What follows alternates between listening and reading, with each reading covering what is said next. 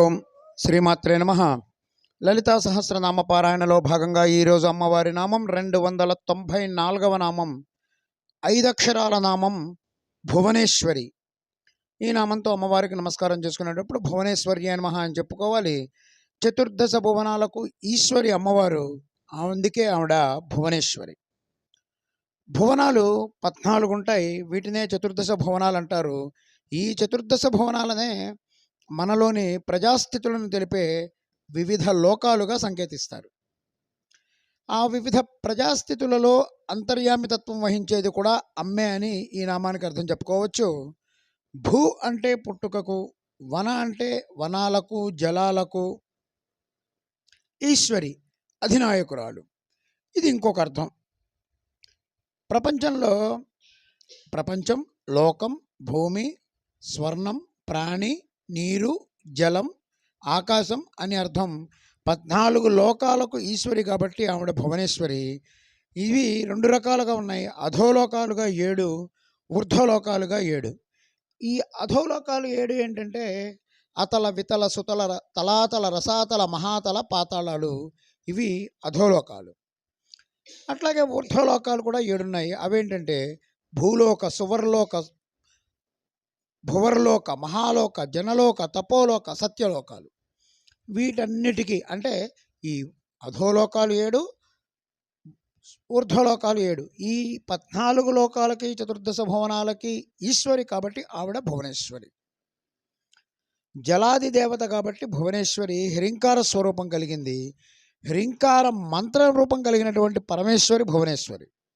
హ్రీంకార రూప, హ్రీంకార నిలయ, హ్రీం పదప్రియ, హ్రీంకార బీజ, హ్రీంకార మంత్ర, హ్రీంకార లక్షణ అనుకుంటూ అమ్మని హ్రీంకార స్వరూపంలో లలితా త్రిశతి చెప్తోంది. పంచదశలో ఉన్నటువంటి బీజాక్షరాలన్నింటిలోకి హ్రీంకారం చాలా ముఖ్యమైనది. అలాగే మంత్రంలోని ప్రతి కూటమి చివర హ్రీంకారం ఉంటుంది. ఈ మంత్రంలోని కత్రయం అంటే 3 కాలు, హద్వయం అంటే 2 హాలు, చైవ శైవ భాగ ప్రకీర్తత, శక్త్యక్షరాణి శేషాణి, ప్రోంకారమభయాత్మక, 3 కకారాలు, 2 హకారాలు, శివభాగాలు, హ్రీంకారాలు, 3 ఉభయాక్షరాలు. మిగిలినవన్నీ శక్తి భాగాలు. హ్రీంకారాలని శివశక్తులను కలిపి చెప్పారు కాబట్టి హ్రీంకారానికి శివశక్తి కలిసిన తత్వం అంతటి ప్రాముఖ్యత ఉన్నది. మణిద్వీపంలో ఉండేటువంటి సుఖశారికలు కూడా హృల్లేఖ భువనేశ్వరి అని ధ్యానం చేస్తూ ఉంటాయి. హ్రీంకార జపం పరమేశ్వరికి ప్రీతిపాత్రం. హ్రీంకార జప సుప్రీత అనబడుతుంది దేవి. ఇది మాయాబీజం. దీన్ని మాత్రమే జపించి ధరించిన వాళ్ళు ఉన్నారు. ఆ పరమేశ్వరి హ్రీంకార రూపంలో ఉంటుంది. హ్రీంకారం నందే నివసిస్తుంది. హ్రీంకార జపం చేస్తే దేవిని ఆరాధించినట్లే. హ్రీంకారం అగ్నిగుండం అయితే ఆ పరమేశ్వరి అందులోని అగ్నిశిఖ. హ్రీంకారం వెన్నెలైతే దేవి అందులోని చల్లదనం. హ్రీంకారం సూర్యుడైతే పరమేశ్వరి దానిలోని కాంతి.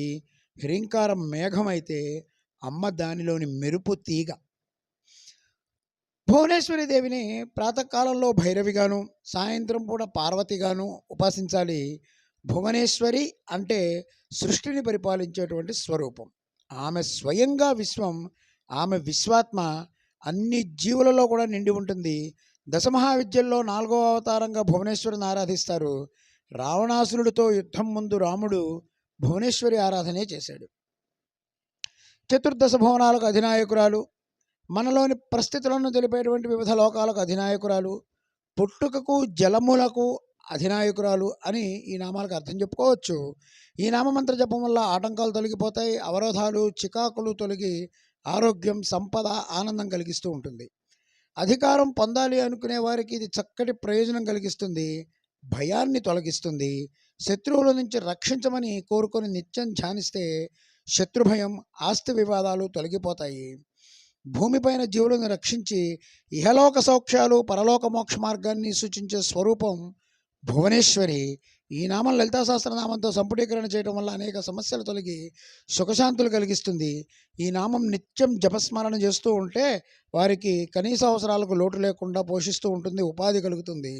ఆధారం లేని వారికి ఆధారం దొరుకుతుంది. ఓం ఐం హ్రీం శ్రీం భువనేశ్వర్యే నమః. ఓం శ్రీమాత్రే నమః. ఓం శ్రీ మహారాజ్ఞే నమః. శ్రీమత్సింహాసనేశ్వర్యై నమః.